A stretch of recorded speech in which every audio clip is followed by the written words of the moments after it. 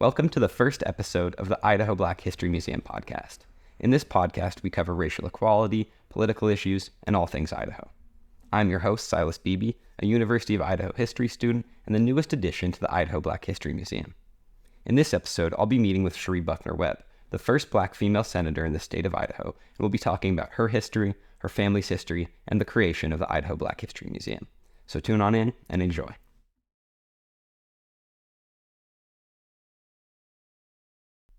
Well, Cherie, if you want to just give yourself a quick intro and background of who you are and how the Idaho Black History Museum came to be. Thanks very much. I'm a fifth generation Idahoan, a proud Idahoan. Fifth generation of my family to live here. My sons, grandchildren also live here. So we have had a long history with Idaho. My great-grandfather was the founder and first pastor of the church that serves as the Idaho Black History Museum. The building was a church. We've had a great history. We've had a great history of being here. We love Idaho. We're dyed-in-the-wool Idahoans, and Idahoans came together to make the Idaho Black History Museum a reality. Not only Black Idahoans, but Idahoans from every walk of life contributed to making it become a reality and sustaining it into these last 25 years. Now, how did the church, the St. Paul Baptist Church, become the Idaho Black History Museum? It had been, I think it was founded in, I can't remember how many years. I think it was almost 75 years old before we actually got it. Initially, the church served as the church met in houses, in the GAR hall, in a Gottlieb blacksmith shop, wherever we could. And ultimately, there was a great need and a desire to have a church. And here's where community steps in right away. Not only did people in the community let us meet in their various and sundry places, but a woman named Gestall, I'm trying to think of her first name. Narcissa Gestall was a Basque woman that owned a lot of property on Broadway Avenue, and she offered to sell the property to us. Now, that sounds like not a big deal, but realizing that most of the folks that were in African-American, and particularly, and this was going to be a predominantly African-American church, were not highly employed, working hard, but doing often very menial jobs. But she was willing to take the risk to sell us. And we know that even at the time and my parents bought their house many, many years later, folks were hesitant to sell the Black folks. They weren't convinced to preclude it, but people found a way to go around it. So that was a meaningful thing of the collaboration of people within the community. That's very, very cool. Now, I understand the museum's coming up on its 25th anniversary in 2024, correct? Right. We outgrew the building after a long period of time and had the desire to move, and we're able to sell the property, and we're offered another building that we now house in downtown Boise that we could move to and pop the community again. There's an amazing gentleman that one of our board members, we established a board because we knew we wanted to preserve it. And one of our board members, Lynn Mapp, was a teacher in Eagle, had a student whose father was a builder who did a lot of things, moved a lot of building and stuff. And he said, well, you guys, you get it moved, I'll help you renovate it. It was amazing. Another gentleman with Associated Pacific Movers said, I'll move it for you. I mean, we weren't flesh. Trust me, we didn't have a lot of money. It was a small fellowship, and people stepped up time and time again. And then there's the idea of where do you put it till you raise enough money to really try to establish it somewhere. And one of the city councilmen said, hey, we've got some building, which is now where there's a big public building, I can't remember the name of it right this minute. I should have made notes before we started. And he allowed us to place it there. We thought it would be for months. It was almost 2 years. And the building was never destroyed, was never damaged. It's set as a testament to what would become the Idaho Black History Museum. People were wonderful to us.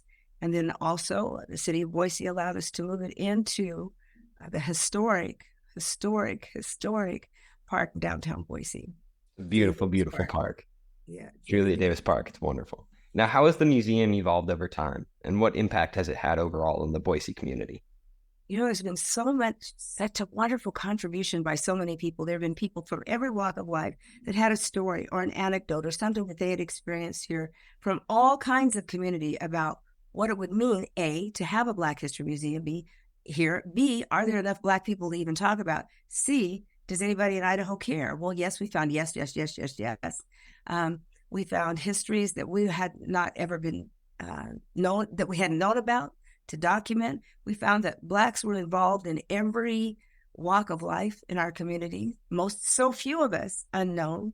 We knew that there was a community, actually, that I was raised in, the River Street community, that had a very rich history. We needed to share that. We had folks that came with all kinds of, with the railroad that settled here, big faction of folks that came from Pocatello, from elsewhere, from back east. Absolutely, yeah. Yeah, all of these contributed to what is Idaho, and all worked in various and sundry different pieces of the state. We were present for a long time, but so few, not visible.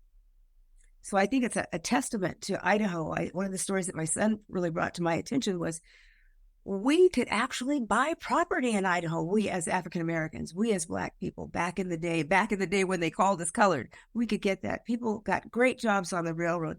A number of my mother's brothers and brother-in-laws came with the railroad. A number of my grandparents' brothers and sisters came with the railroad. You know, we were an infinite part of building the West also, but we chose to live and prosper in Boise, Idaho. So it was really important to share, not just Boise, but Pocatello had a very vibrant history.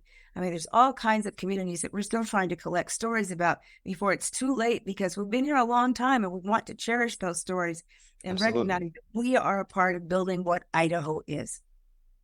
Yes, ma'am. Do you want to tell me a little bit about the River Street community you mentioned earlier?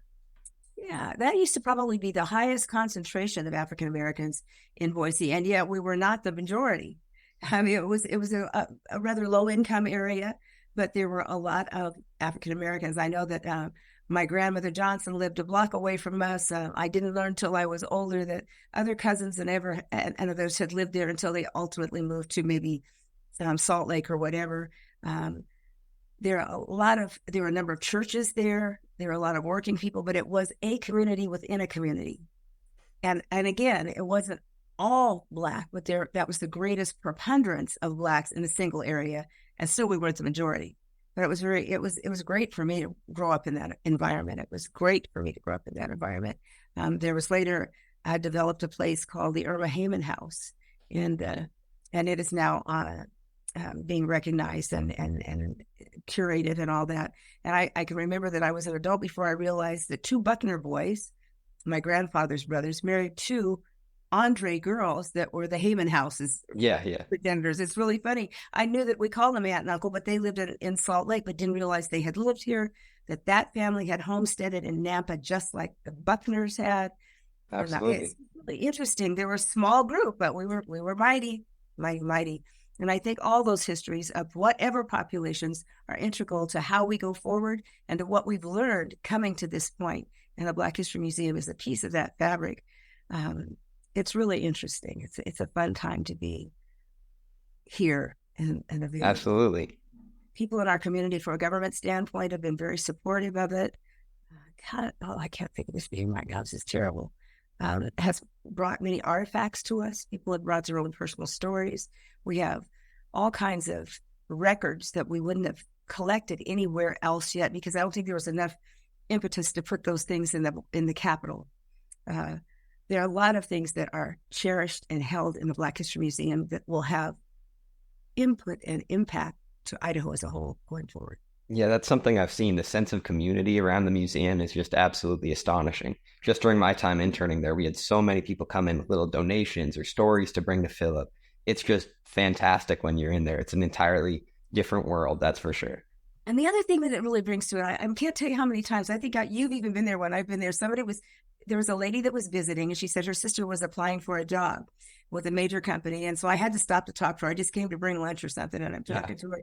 And as it turned out, that woman has taken a job in a major corporation here in Boise, because we ran her sister around and kind of gave her a sense of what it was. But I mean, when you go to an area that you think is relative, you don't know how welcoming it will be for people of difference. We find that with our Native, we have 5 tribes. We have Native American communities. We have Hispanic communities. We have all kinds of communities, and we still wonder about it. We know that there were preclusions for the Jewish community. We knew there were preclusions for the Basque community, but we have come together and we're learning about each other, and the wholeness of what that is, Blacks have contributed. That's amazing. Boise really is an absolutely beautiful city. One more little piece is David Leroy has brought us unbelievable artifacts. Yeah, David Leroy. Yeah. Holy moly, that I don't think we'd ever have had access to. So it's really neat to see historical data. Please go ahead. To go a little bit back towards your background, as a Black woman, you've witnessed significant transformations as far as racial equality in the United States. How do you reflect on those kind of changes over the years? Boy, I wouldn't give you nothing for my journey because I love it. I really do. I think it's been amazing.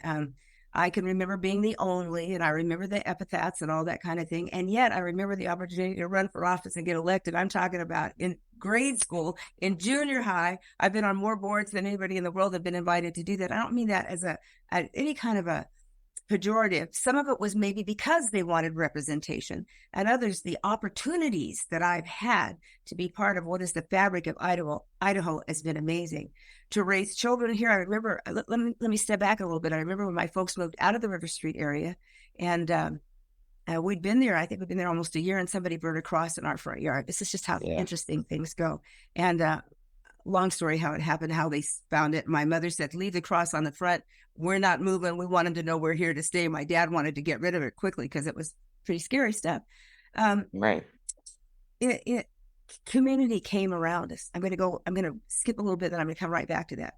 Years later, because I was only in the first grade then, I moved back to Idaho after living away for a while and moved like 9 blocks from my parents' house. And the night we moved in, Sean and Philip, my sons and I, somebody took our car from in front of our house and went up the hills and drove it off a cliff. Wow. Well, it took a long time to find it. And so you think, same neighborhood, 9 blocks apart, some almost 25, 30 years later, still some of that's up pops the devil. Stuff shows up. Absolutely. Maybe 20 years later after that, I'm in the legislature and I had been in the House of Representatives, and I went into the Senate. And on my first day of the Senate, a very tall, distinguished man came in and said, I need to talk to you, and wanted to close the door. Always makes me nervous if I don't know who you are and you come in and close my door. Absolutely. And I want you to know I know your family. I know your father. I was the police officer that came to your house when your parents had a cross burnt in your front yard. Do you remember that? Isn't that amazing? But he came to tell us the backstory that I'd never heard, and how community said, nah, we're not going to do this in our front yard. Now, I'm not saying that there have been stories that didn't all turn out so well, but it's just amazing that even that many years span, still we have pockets of folks that are not comfortable with our participation. And we've seen that in lots of arenas. And I think the Black History Museum has also helped spark things like the Hispanic Cultural Center. I mean, they were doing their work for way ahead of time. That we see the WASMA Center, and we coalesce together very much. We see things from the all kinds of communities of difference, but they're not different. We're all different. But you hear what I'm saying? That one leads to the other, and we hopefully build more camaraderie, relationship, and an environment that is welcoming here. And we cherish difference. We don't try to hide it or do away with it. And I think there's been a real opportunity in that regard. Now, I understand that you've had some experience with the practice of redlining in Boise, Idaho. Do you want to speak a little bit on that and give us an idea of how that's played out over the years in Boise Black communities? Well, we don't specifically have redlining as a legal entity, I don't believe. But folks have very specifically and directly let us know that we didn't belong. And part of that is knocking on doors. I remember when I was in junior high and high school, folks did go around to neighborhoods that had houses offered for rent or for sale and make an effort to purchase. And folks would never say, we don't allow y'all here. They just go, no.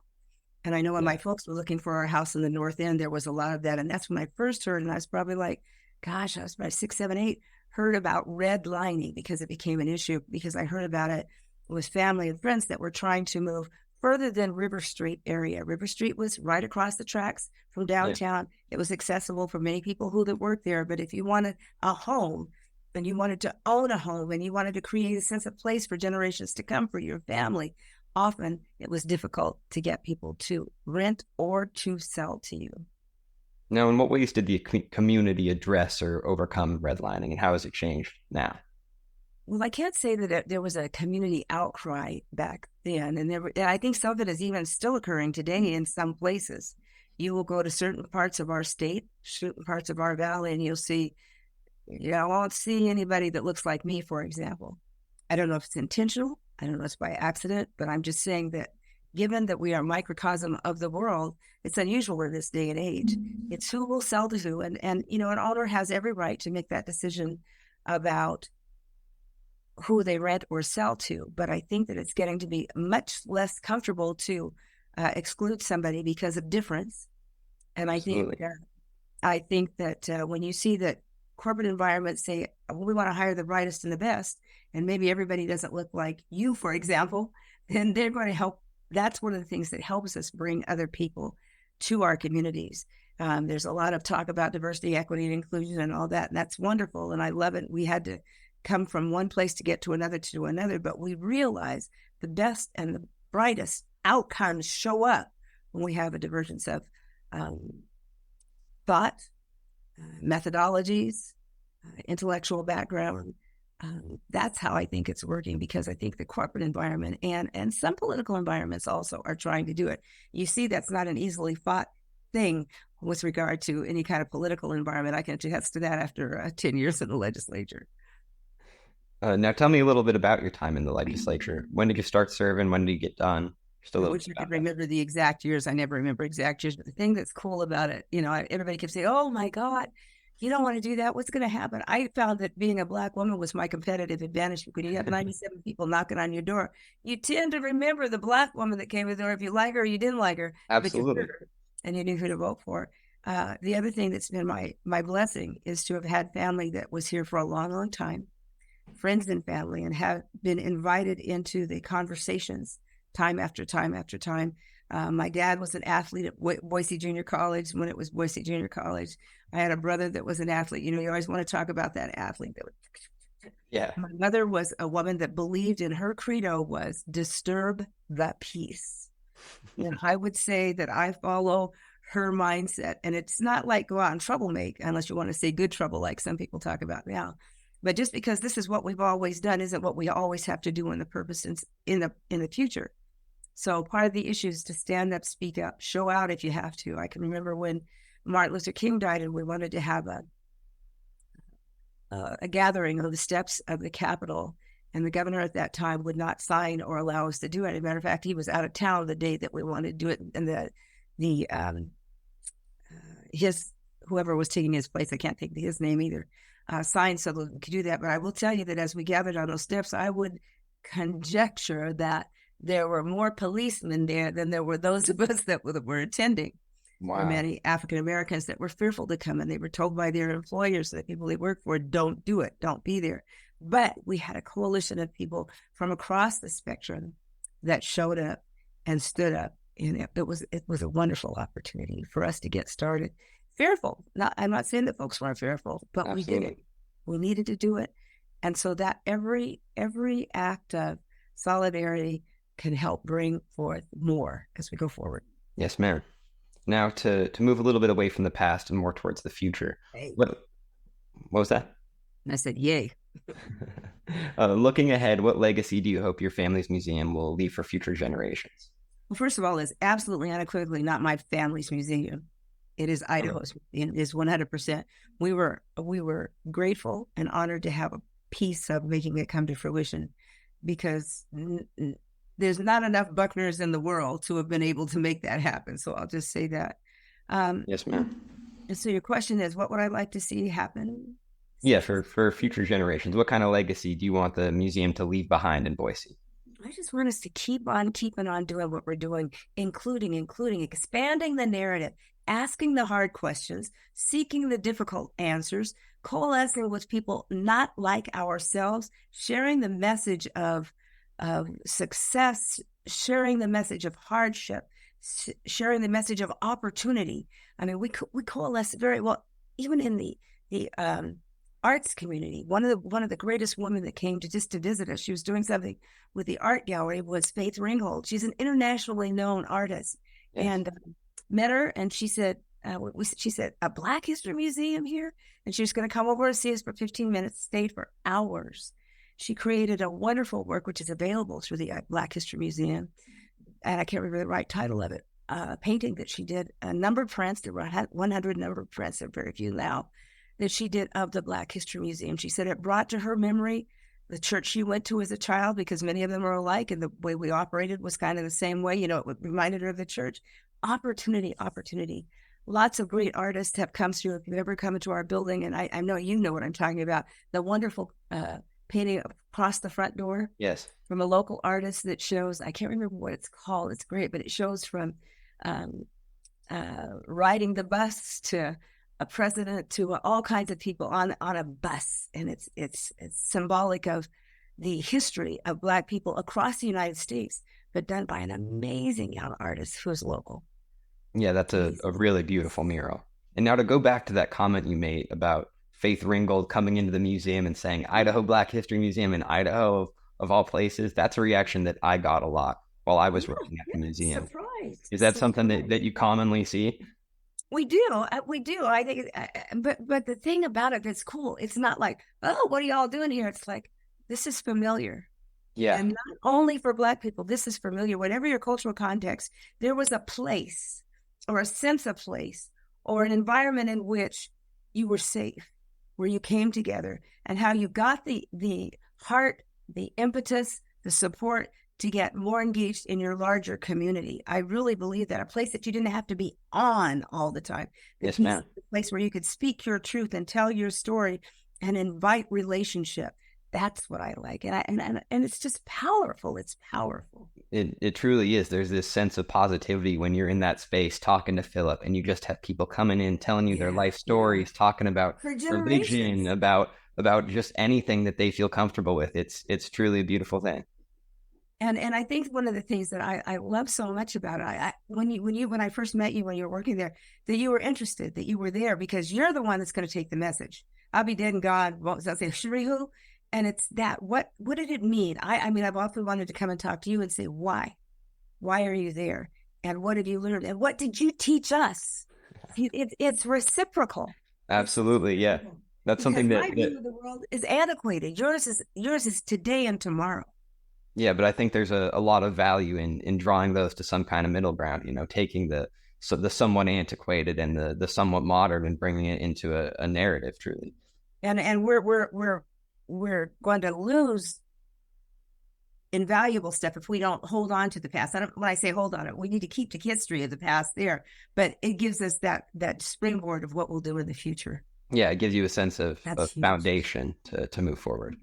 What are some of your aspirations and goals in the coming years for the museum? How do you want it to grow? What do you think the next step is? I think the next step is probably even greater than I could even conceive, because my favorite reference is that of a 70-some-year-old woman. But I believe that the future is only brighter, and the communication across people of difference, because there's sameness and difference and difference and sameness, can really make not only Boise, not only Idaho, but our world a better place. But the greater the opportunity for communication, I can only imagine that people come and go, oh, I didn't expect you to be working here in the museum. What are you doing here? Don't you get that sometimes? I got that many a time.